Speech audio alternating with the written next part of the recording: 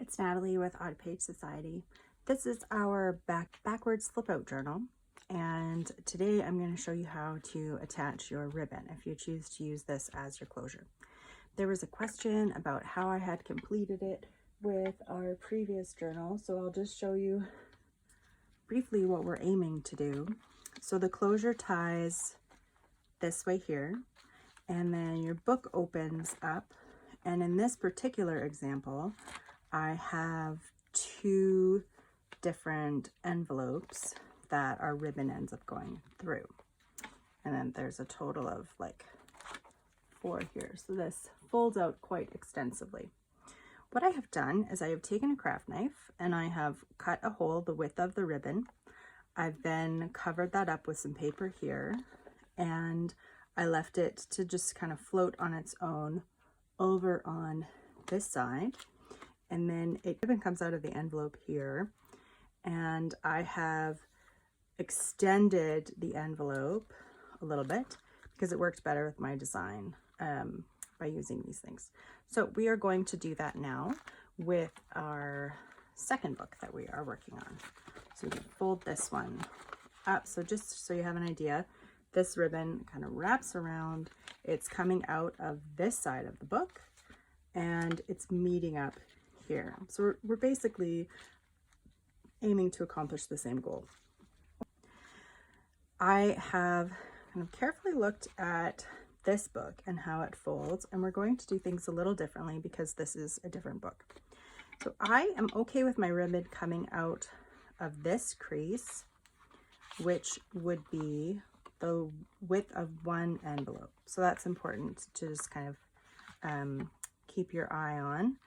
If I had it coming out of this envelope here, my ribbon would come out here, and then this part would fold around, and then it wouldn't be particularly useful. So just depending on the size of the envelope that you have chosen to use, you want to be mindful of how that dictates what you're going to end up doing. Fine.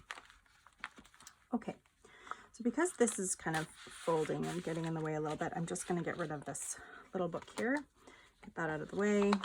This one will just be kind of permanently bent because of the way that the book moves, and that's quite all right. What I did before sewing these two together is I had my book folded, obviously with the little booklet in it, because you want to be sure of the size of your book. I then took the ribbon and went underneath, and then I just looked at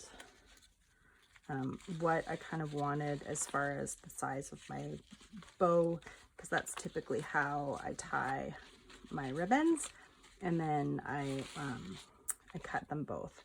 So this will be quite chunky, and then it'll be coming out here, so we'll have an opportunity just to have the tie in the middle, where with the other book it's off to the side.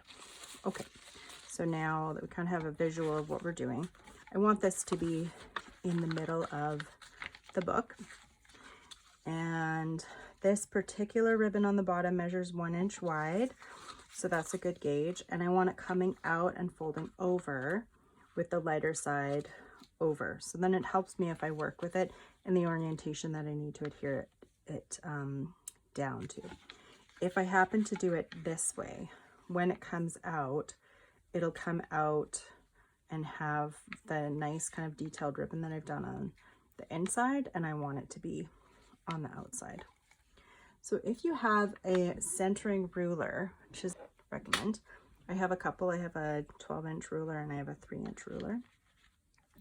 In order to find the middle, I know that this I want to be 1 inch long.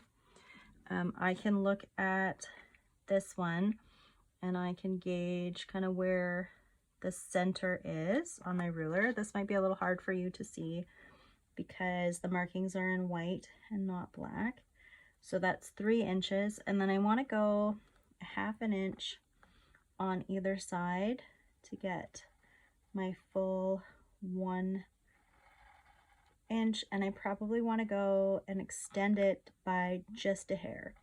You don't want too much of a gap on either side of your ribbon because it'll cause you to have more movement than what you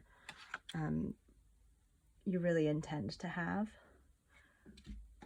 And then I just want to make sure, so I have like looks like 2/18 on the side and then 2.5. Okay. So that's my center. So here's my center line, and then my 1/2 inch is here. I don't know what I'm covering this with, so I don't want to mark it up too much, but it's just pencil, so I can erase it if needed. I'm using the Tim Holtz retractable craft knife, but whatever craft knife or X-Acto knife you have in your stash will do. To get this to be the right orientation so that I can see what I'm doing, I'm just going to turn this my way. Now, I want this exactly in the crease so that this is coming out and there isn't going to be any issue with the paper binding on either way because I've gotten my slit incorrect. So sometimes it's helpful if you bend a little bit so you can see and confirm that you're actually getting into the crease. And then I just go along the fold line very slowly to get what I want. Now that I have that in, I'm just going to test this to see that I've actually made it as wide as I need it to be. And then, okay, perfect. So that's going to work. There's very little space on the top or on the bottom of it, so I'm satisfied with that. I'm going to pull that out. Now I get to look at how to do this side. Now this opening is actually quite large because of the width of the envelope. So I like to kind of pop it up so that it's nice and open. I kind of hold it open a bit with my hand. And then I take this and you just kind of, you can feel a little bit where you kind of go. Now I'm guessing this is sort of centered. And then you can feel the knife point itself will go exactly to the middle. Don't have your hand here. That's just a cut waiting to happen. I just push it through really gently, and then I'm looking at the marks and I'm not going too fast. And then I can take my tool out, I can turn it around so that the blade is now facing upwards. Try to find that same hole, and then I can now move it to my next little line. And then now I can look to see, okay, I kind of, on the second one, see how there's a bit of a gap there. I can come up underneath if I want to. Sometimes that helps. Sometimes you can then kind of just go in on this side. I'll have to cover this with something to fix it. I probably could have left it as well. And then I think that'll work. Okay. So I'm going to retract my knife so it's not just hanging out. I don't want to cut myself while crafting. It's an unfun way to end the day for sure. So I'm going to feed this in underneath my envelope now because I know where I'm going. And then this can be pulled out. Make sure you don't get a twist in your ribbon while you do it. It's okay before you glue it down, but you want to make sure that it's nice and flat. And then just feed this other end into the first slit that we made. It's helpful to wiggle it sometimes. And then also just make sure that that doesn't kind of go over. Then what you want to do is you want to make sure that you're closing your book. Now, I'm going to put this back because the amount of stuff that you have in your book will determine how much ribbon you kind of need on either end. So I will likely leave the final stage of adhering this until then. But so far, this is what we have. So I can tie this now into a bow. And I usually kind of pull this and sort of twist the ribbon while I'm tying to make it like to force it to do what I want it to do, which is to have the good side, or the good side that I've sewn it to be out, so that that shows most of the time. Okay, so I'm happy with this. I'm happy with how it goes with the color.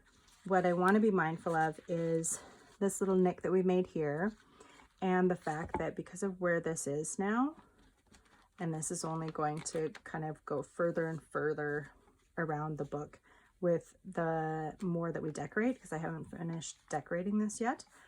So I just want to be mindful of that. We might end up with the ribbon kind of more over onto the right hand side. We will see what we end up with. So that is it for now. When I do the rest of the book, I will show you the steps as I go. Thank you for joining me. It's Natalie with Odd Page Society. I hope you're crafting along with me and that you are enjoying this process and that you are finding and discovering new ways of being creative. Thanks so much. Bye.